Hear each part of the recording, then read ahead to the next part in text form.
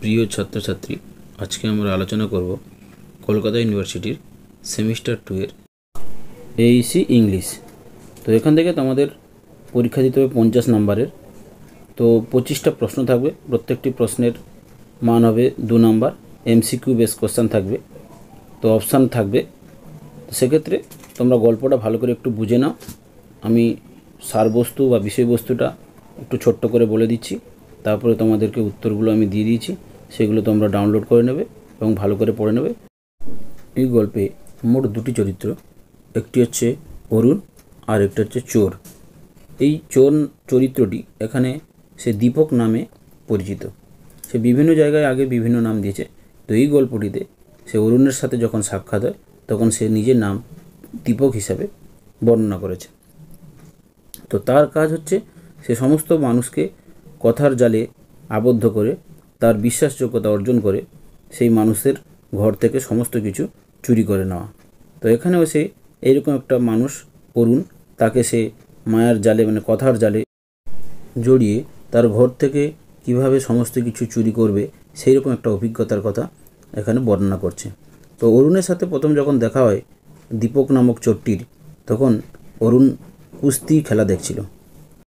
অরুণের বয়স 20 বছরের মতো, লম্বা রোগা একজন মানুষ। তাকে দেখে প্রথমে চোরটির দয়ালু মনে হয়েছিল, তাই তার মনে হয় যে একে দিয়েই তার স্বার্থসিদ্ধি হবে। এই জন্য প্রথমে সে নিজে যেচে অরুণের সাথে কথা বলতে যায় এবং অরুণের সাথে প্রথম কথা বলতে সে বুঝতে পারে অরুণ তার সাথে এমনভাবে কথা বলছে যেন সে অরুণের বহুদিনের পরিচিত। প্রথমে সে অরুণকে কথার জালে ফাঁসানোর জন্য অরুণকে সে বলেছিল যে তোমাকে কুস্তিগির মতো লাগছে, এবং অরুণ সঙ্গে সঙ্গে উত্তরে বলেছিল তোমাকেও কুস্তিগির মতো লাগছে।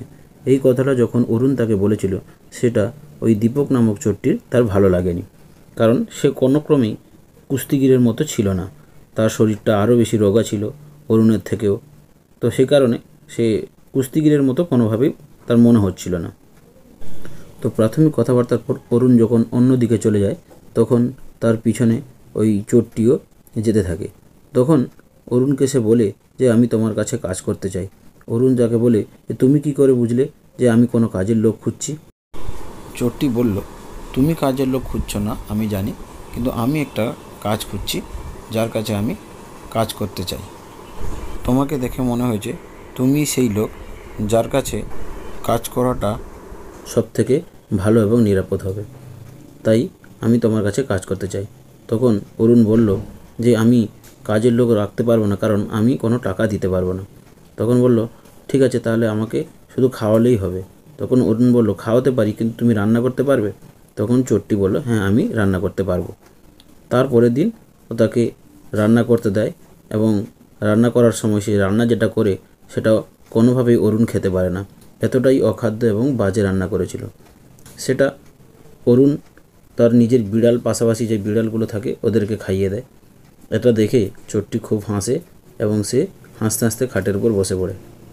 পরদিন অরুণ তাকে রান্না করা শিখিয়ে দেয় এবং অরুণ তাকে বাজার করতে দিত, এবং বাজারে থেকে চোরটি কিছু টাকা চুরি করত। সেটা অরুণ বুঝতে পারত, তা সত্ত্বেও তাকে কিছুই বলতো না, কারণ অরুণ তাকে মাস মাইনা হিসাবে কোনো টাকাই দিত না, সেই কারণে তাকে কিছুই বলতো না। এছাড়াও অরুণ চোরটিকে বিভিন্ন রকমের অক্ষর লেখা, সংখ্যা গোনা এগুলো শেখাতো, তাকে নিজেকে স্বাবলম্বী বা শিক্ষিত করে তোলার চেষ্টা করত। এবং চোরটিও বুঝতে পারত যে সে যদি শিক্ষিত মানুষ হয়ে যায় তাহলে সে একসময় হয়তো সৎ মানুষ হয়ে যেতে পারে। অরুণ বই লিখে বা ম্যাগাজিন লিখে কিছু টাকা রোজগার করত। সে কখনো কখনো কারো কাছ থেকে 1 সপ্তাহের জন্য টাকা ধার করত, আবার পরে তাকে ফেরত দিত। আবার কখনো কখনো টাকা নিজেও অন্য কাউকে ধার দিত, এবং যখন তার কাছে অনেক টাকা আসতো সে তার বন্ধুদের সাথে ফুর্তি করে টাকাগুলো উড়িয়ে দিত। এরকম অনেক দিন যাওয়ার পরে চোরটি দেখে অরুণ একতাড়া বান্ডিল নোট সে তার বিছানার তলায় এনে রাখে। তো প্রথমে চোরটি এটা নিতে তার ইচ্ছা হয়নি, কারণ সে অরুণের বাড়িতে বেশ ভালোই ছিল এবং অরুণ তাকে পড়াশোনা শেখাতো, এই সমস্ত কারণে। কিন্তু পরে সে মনে মনে ভাবে যে তাহলে তার নিজের কাজটা সে ভুলে যাবে, বা সে নিজের কাজটা সে তার নিজের যেটা দক্ষ, সে যে কাজে সে কাজটা তার হারিয়ে যাচ্ছে, তার দক্ষতাটা কমে যাবে। এই কারণে সে মনে করে যে না, সে রাত্রে চুরি করে নিয়ে চলে যাবে টাকাটা এবং রাত্রে অমৃতসর এক্সপ্রেস যে ট্রেনটা সেই ট্রেনটা ধরে সে চলে যাবে। তো এই ভাবনায় সে কী করে না, প্রথমে অরুণের বালিশের তলা থেকে আস্তে আস্তে করে গিয়ে টাকাটা নেয় এবং টাকাটা নিয়ে সে 10:30 অমৃতসর ট্রেনটি ধরবে বলে সে সোজা দৌড় দেয় স্টেশনের দিকে। স্টেশনের দিকে যাওয়ার সময় রাস্তায় সে দেখে ঘড়িতে তখন 10:20 বাজে, তাহলে ট্রেন আসার সময় হয়ে গেছে।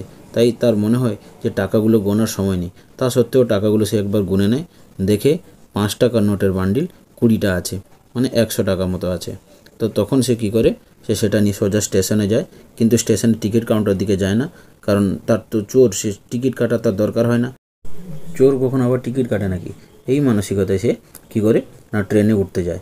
এমন সময় ট্রেনটি ছেড়ে দিয়েছে, তো সেই চলন্ত ট্রেনে সে উঠে যেতে পারত, কিন্তু সে কোনো কারণে তার মনে কোনো একটা ভাবনা আসে যে সে সেই ট্রেনে ওঠে না, সে দাঁড়িয়ে থাকে এবং ট্রেনটি চলে যায় এবং ট্রেনে আসা যারা যাত্রী তারা আস্তে আস্তে স্টেশন থেকে নেমে চলে যায়।